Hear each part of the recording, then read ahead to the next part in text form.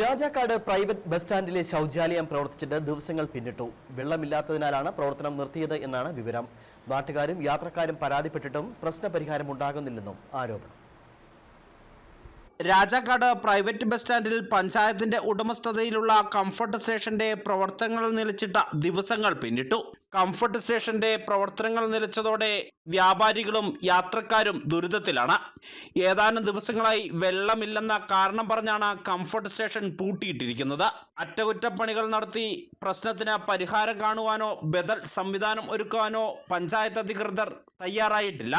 Rajakkad എത്തുന്നവർക്കും bus ജീവനക്കാർക്കും bus സ്റ്റാൻഡിനെ ആശ്രയിക്കുന്ന യാത്രക്കാർക്കും ഏക ആശ്രയമാണ് ഈ കംഫർട്ട് സ്റ്റേഷൻ.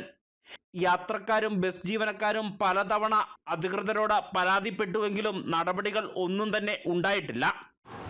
രാജാക്കാട് പഞ്ചായത്തിലെ രാജാക്കാട് ബസ് സ്റ്റാൻഡിലെ കംഫർട്ട് സ്റ്റേഷൻ വർക്ക് ചെയ്യാതിരുന്നിട്ട് ഇപ്പോൾ 2 ദിവസം കഴിഞ്ഞിരിക്കുകയാണ്.